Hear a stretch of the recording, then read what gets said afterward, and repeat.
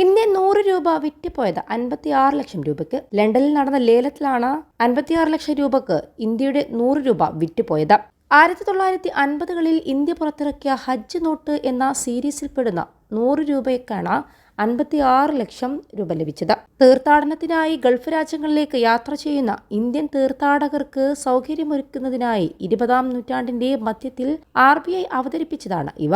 സാധാരണ Indian currency ഉപയോഗിച്ച് അനധികൃതമായി സ്വർണം വാങ്ങുന്നത് തടയുകയായിരുന്നു ഈ നോട്ടുകളുടെ പ്രധാന ലക്ഷ്യം.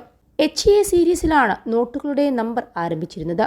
അന്നത്തെ കാലത്തെ ഇന്ത്യൻ നോട്ടുകൾക്ക് പൊതുവെ ഇല്ലാതിരുന്ന ഒരു പ്രത്യേക നിറമായിരുന്നു ഹജ്ജ് നോട്ടിന് നൽകിയിരുന്നത്. 1961 കുവൈത്ത് സ്വന്തം കറൻസി അവതരിപ്പിച്ചതിന് പിന്നാലെ മറ്റ് ഗൾഫ് രാജ്യങ്ങളും അവരുടെ കറൻസികൾ അവതരിപ്പിച്ചു. ഇതോടെ ഈ നോട്ടുകളുടെ ആവശ്യം ക്രമേണ കുറഞ്ഞു.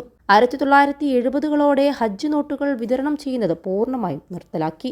21 ലക്ഷത്തോളം സന്തുഷ്ടരായ ഉപഭോക്താക്കളും 2 ലക്ഷത്തോളം തിമിര ശസ്ത്രക്രിയകളും പൂർത്തിയാക്കിയ മലബാറിലെ ഏക കണ്ണാശുപത്രി Alsalama eye hospital, hospital road, Perinthalmanna.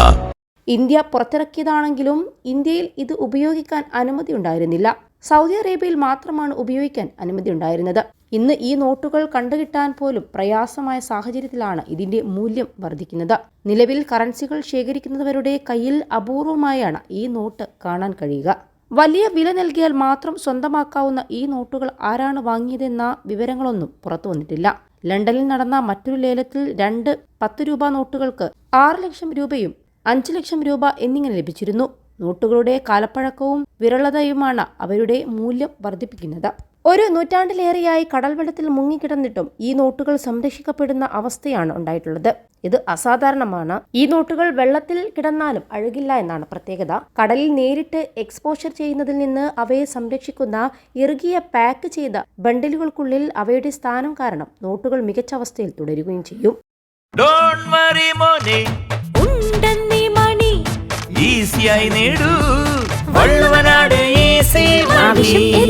പണം ഞങ്ങൾ തരും.